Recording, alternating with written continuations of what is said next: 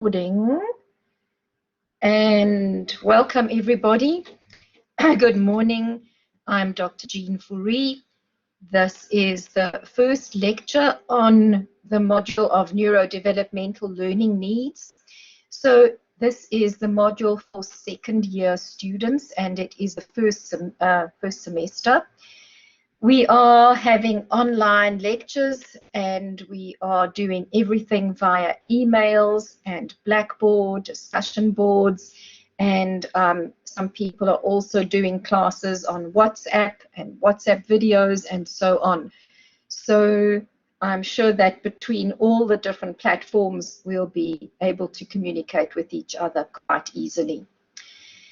So this module looks at neurodevelopmental learning needs, and I want to give a bit of an overview of what this entails, because I'm not sure how much detail you did in your first year, so it's always good to do a little bit of a refresher and to see where we are with regards to the content for the next year. So when we're looking at neurodevelopmental learning needs, we are looking at very specifically things which are called neurons, if we look at the neuro part of this.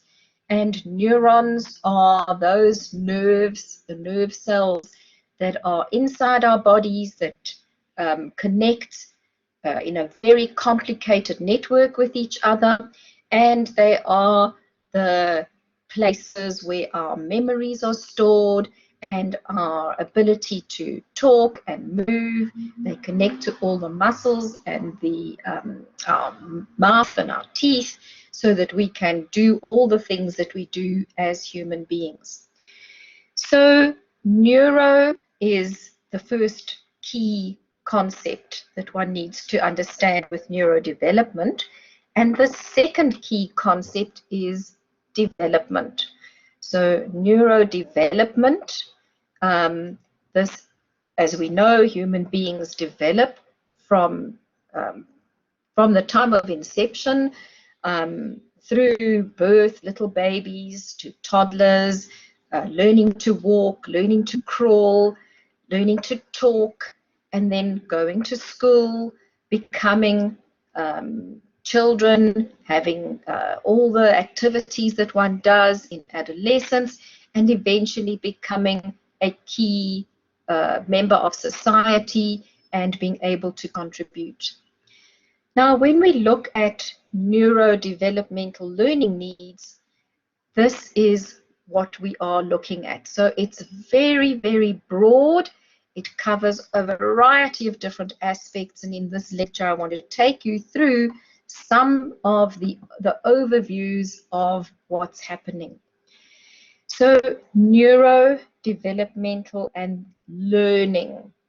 We are educators, we're in the education faculty, so we are concerned with how does learning take place, how does learning take place throughout the development of a child's lifetime, and what are all the key elements that we need to understand as teachers who are specific in this field of learning, neurodevelopmental learning needs, and how do we understand learning that takes place within the learners that we are teaching. So neurodevelopment is a very broad concept. And I've put up a picture of an umbrella, because this gives you the indication that it covers a variety of different kinds of learning needs. And so I want to go through, in the next couple of slides, I want to go through the range and the variety of different learning needs that you might encounter within this particular umbrella. So we are not focusing, let me first look at what we're not doing. We are not focusing on, for instance, children who are having physical disabilities, unless there's a neuro component to it. So we're not looking at someone who might be in a wheelchair, or who can't walk, or who has a difficulty with their hands and they can't write. Those are different kinds of barriers, and those barriers, physical barriers, have a different way of teaching them. We are also not really looking very much in detail at learners who have any kinds of sensory barriers. So learners who have problems with their eyes and their ears, who have visual impairments and auditory impairments. So we're not really looking at those.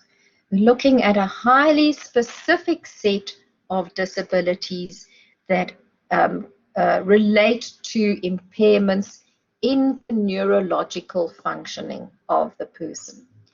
So we are looking very specifically at what is happening in either the brain or the nervous system that is impacting, impairing, having some influence on the person's inability to learn effectively.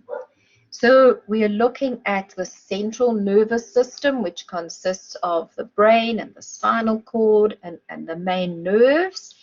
And when we look at the nervous system, a general, very broad overview look at it is that there are nerves that have input into the human body, input through your eyes and your ears and your skin and your sense of smell and touch. All these are input into the nervous system, and we have output. So we have nerves that then go from the brain back out to the mouth and the lips and your muscles in your whole body, so that you can move and do all the things, writing and reading, things that are required to do at school and to live a normal life. So a broad general overview is that there is sensory input and motor output. And at any of these, because the nervous system is so complicated and so complex, there can be difficulties that happen at any of these stages. So for neurodevelopmental disorders or difficulties or disabilities, we are looking very specifically at what is, for a lot of these things, the difficulty arises in the human brain. The difficulty arises in the functioning of certain parts, certain neurons within the brain. And so our brains are very complex mechanisms. We are not going to be looking at all the complexity of the human brain in this course. We are educators, so we are more concerned with how do these difficulties manifest? How do we see them in the classroom? What kind of learning needs does the learner come with when they have some kind of integration problems with the neural development in the brain? Okay, so I'm going to give a very brief overview of some of the key aspects of neurodevelopmental. This big umbrella, what are the terms that fall within this umbrella of neurodevelopment?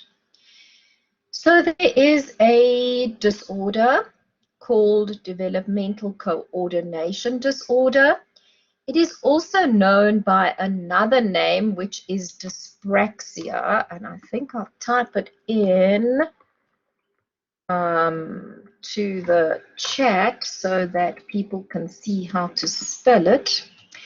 So dyspraxia is the common term, and it's not the official term for people who have this difficulty. And if you look at brain imaging analysis, and there's lots of different analytic techniques, that scientists use to scan the functioning of human brains, and modern medicine has amazing techniques where they can see which areas of the brain are highlighted and are lighting up when certain activities are being performed. So they can look, for instance, at a person's brain who has this disorder, developmental coordination disorder, and they can see that there are certain areas of the brain that don't light up when they should, or other areas that do light up, and they can compare normal brains with people who have these difficulties. So a child who displays the characteristics of dyspraxia or developmental coordination disorder will have difficulty coordinating their movements. So it is an NDD, a neurodevelopmental disorder, because their sensory input, the processing that happens in the brain, and the output of motor movements, hand movements, body movements, coordinating hands and feet and eyes, is impaired in these people. So they have difficulty walking and running and playing soccer, and they have difficulty playing tennis because they can't get the eye-hand coordination that's needed to get their eye and the ball and the tennis racket all together at the same time. And we see it in poor handwriting, difficulties with planning one's writing on the page, and all sorts of other problems that they tend to have. They're often called clumsy children because they fall a lot, and they have and they get injured a lot because they're having difficulty figuring out where their body is in a space and coordinating all the movements required, which most of us take for granted every day as an easy thing to do. So that's one of the neurodevelopmental learning difficulties. Let's have a look at another common one that we find as educators. And as teachers, a very common NDD is attention deficit hyperactivity disorder. Also, there are variations in this category. Some children have attention deficit, so they do not attend. They have difficulty concentrating on what is happening in class. They cannot do the focus required. And then some have the attention deficit and hyperactivities that over-ambitious, constant moving, and the brain is active all the time in finding new things to think about and talk about and do. And these are the children that are in teachers' face and in your space, and they are fiddling all the time and out of their seat, and they can't stand in line, and they just don't finish their schoolwork, so they don't get to the tasks, the school tasks that are required. And again, this is a different image now of the way that scientists can look at brain functioning, and using a different technique which highlights different areas of the brain when doing particular tasks. And people have been able to compare the brain functioning of a so-called normal person, a control subject, versus the brain functioning of a person who shows attention deficit. And as you can see, the yellow and the red shows very different areas in the brains that come alight at this particular time. So modern medicine has shown us that a lot of these things that we see in the classroom that are manifested by learners, the characteristics we see, have a neurological foundation. They have a neurological basis inside the human brain. Another cluster of disorders that falls within this NDD cluster is specific learning disorders. And specific learning disorders covers a huge range of problems, but the word specific is key here. Specific means that the person is having difficulty with the learning that takes place in the classroom. So they have difficulty with learning to read, dyslexia. Lexia means words, understanding the words on the page, and dys is a common prefix for an inability to do something. So difficulty with reading words. Dysgraphia, difficulty with handwriting. Graphia has got to do with writing the words on the page, and so these are people who have difficulty with the motor output required to write neatly, legibly, to write at the fast pace required, to be able to work through all the content and to be able to write notes or tests. So a difficulty with actual handwriting. And then another specific learning disorder relates to maths. Particularly, there is a part of the brain that a person who's having maths difficulty has an impairment in, and so they really have difficulty learning to do maths operations, to count things, to understand the symbols of maths that are on the page, the operations, the addition, subtraction, and just all the various number symbols, converting those into meaningful things that we understand with maths. So knowing that a symbol for a 5 represents 5 objects and has an abstract connotation. So learners who have severe difficulty are called, in maths, we say they have dyscalculia. So these are very specific to the things that we need to learn in our modern world and in our modern classrooms.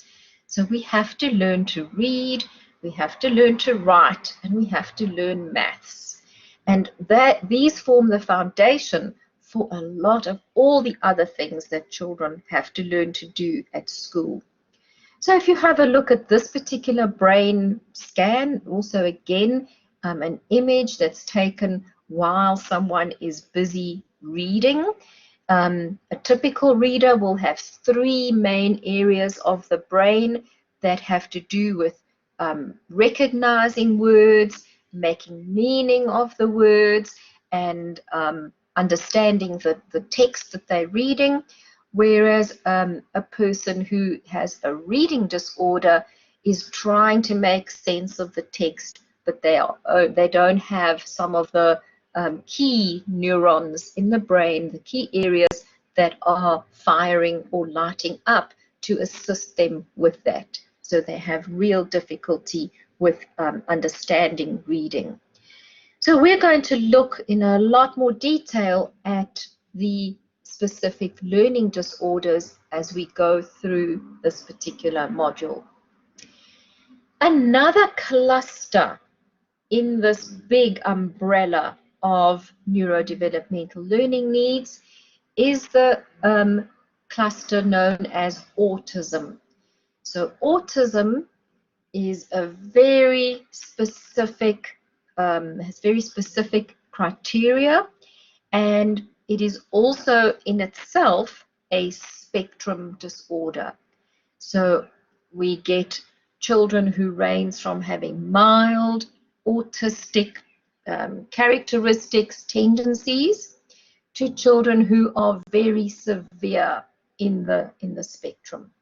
And The people who are very severe autistic, often this is accompanied with other cognitive impairments. So the person will have difficulty doing social interaction, learning to speak, and learning to function within a society. The key characteristics of children with autism is that they have an inability to connect with people. So they have an inability to understand how the human interaction and the human world works. They can't put themselves into somebody else's shoes and understand what somebody else is thinking, and they have difficulty with inferencing conversations, difficulty with maintaining social contact. So often these children will be doing stereotypic movements. And if you have a look at any videos of people who have severe autism, there is ritualistic behaviors that they will do in order to soothe themselves. So it comes with a lot of behavioral temper tantrums, very difficult behavioral issues that parents and teachers have difficulty managing at home and in classrooms. So autism spectrum disorders, because the disorder is shown inside the human brain, and this is another image of the human brain from a different angle, and the red sections are showing where the human brain is, which of the neurons are lighting up. So we can see that in a typical child who does not have autism, that they have lots of the red highlights there, but in a child who is autistic, there is less of that neural activity, less neural firing. Scientists who work within brain functioning talk about wiring and firing of neurons. So wiring is the connections, the synaptic connections that neurons make, and firing is when the electrical impulses go down the neurons so that those neurons become activated. And because it's an electronic thing, scientists can measure and they can record these on various equipment that they can put on little electrodes on the child's brain, and then they can see what the activity is that's happening inside the child's brain. So autistic spectrum disorder is also one of the disorders that falls within the umbrella of neurodevelopmental learning needs. Okay, let me see if I can move to the next slide. Right, another key thing here, key disorder in this NDD umbrella is intellectual disability. And intellectual disability is a very specific cluster again of difficulties, but it relates very strongly to the entire brain that is affected. So whereas the previous disorders that I've looked at, the human brain is generally intact. It has the correct folds and gyri, and the cortex is intact. With a person who has intellectual disability, there is definite damage, if I can use the word. There is definitely organic problems with the actual brain. So in this picture, this is a picture of the actual brain, what it would look like. not this is not a scan or an image that would be taken with some kind of equipment. So the normal child's brain has a particular size as the child is developing, and as the child grows, there are certain sizes and weights that the brain should be to be considered in the normal range. And that is determined by the number of neural connections and the density and the complexity of the neurons that are in that child's brain. Whereas a child with an intellectual disability, for instance, in this picture, the child has an intellectual disability that came from a cause called, and this child has FAS, which is fetal alcohol syndrome, and that comes from the mother drinking too much alcohol during pregnancy. So we know that alcohol has a direct impact on the fetus's brain's development. And we know it causes the brain to be smaller in size and smaller in weight. We know that it results in various abnormalities of the child's brain. There are less neurons, less connections, less of the folds in the cortex. So the brain is seriously impaired in a child who has fetal alcohol syndrome.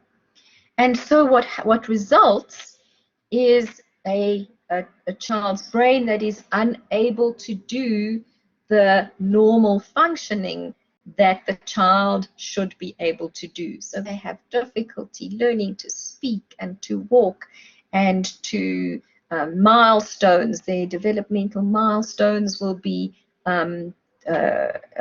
delayed. So all the things that you would expect of a normal child to be doing will not be happening in a child who has a brain that is impaired. So we speak about intellectual disability as the disability that occurs because of the impairment in the child's brain. So in South Africa, we have a very high percentage. There are some stats that put our prevalence rate, the frequency, the number of students, the number of children who have, for instance, fetal alcohol syndrome, at some of the highest statistics in the world. So it is a disability that we do find in our classrooms and in our schools, and we should be aware of its existence. Okay, so those are the main clusters of the disorders or the impairments that occur in this big umbrella of neurodevelopmental learning needs. And there are a whole variety of terms that you also need to be aware of when you are working through the content in this module. So I've listed some of them over here, and you'll come across more as you go. So we speak about neurodiversity. We speak about the brains of people being different, and we understand that they are wired differently, and I've just shown you some examples of how we know about neurodiversity.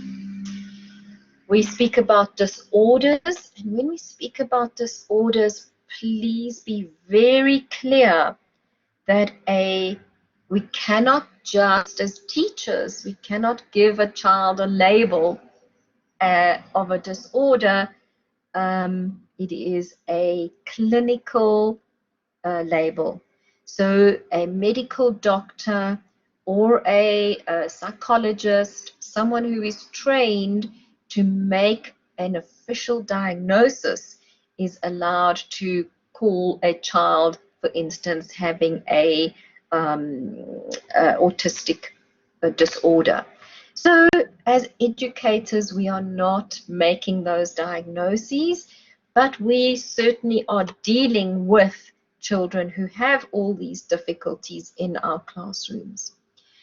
I've used the term impairments. These are difficulties that we see. Someone's functioning is impaired. They're having, they can't hold a pencil. They have an impairment with their hands, or with their vision, or with their eyes, or with, as you've seen, with brain functioning. And these all have manifestations in how the person walks and speaks and reads and writes and interacts with people in society.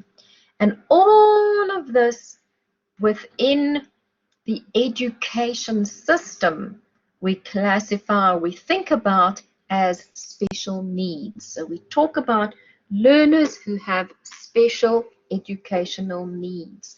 And these are learners who are having a variety of different difficulties, whether it's physical disabilities, they're in wheelchairs.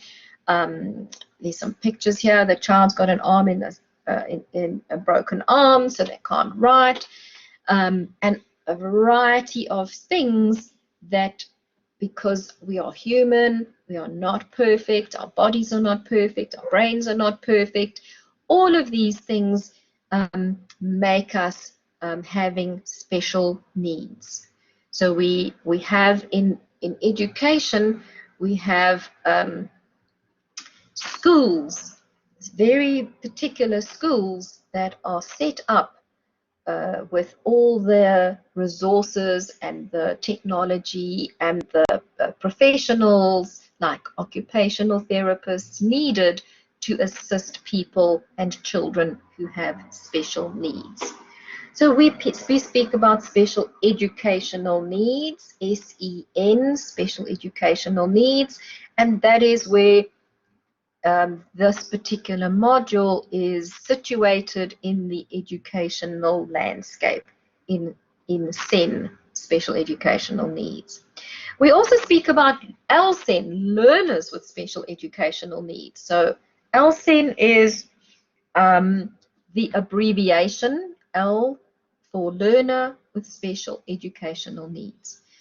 So I think that you'll also, as you're going through your classes, you'll also be picking up all the abbreviations and the acronyms that go around these, all these modules.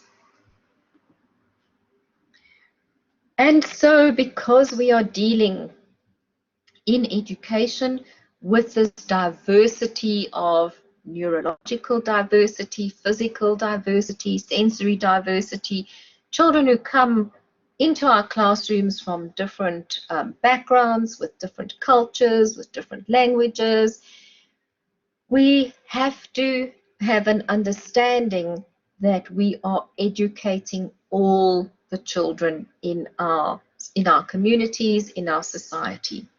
We do not come from the philosophical belief that we discriminate against any children or that we exclude them. So our underlying philosophical stance is that all children do have the right to be educated, and all children will be educated with the best quality education we can possibly give them in our classrooms. And I'm not sure if you have looked at or if you've been exposed to all the policy documents. Maybe someone can just say that in the chat. There are international documents and there are local South African documents that prescribe or that give the vision for how we put an inclusive education system in place that does not discriminate against any children on various bases of their abilities or inabilities or their languages that they speak or their ages and various different factors. So that, I hope, gives you a very good idea of going to go back to there. Very good idea of the range and the scope and the different variety of disorders that fall within the neurodevelopmental learning needs range. Okay, I'm going to turn the recording off there so that we can have an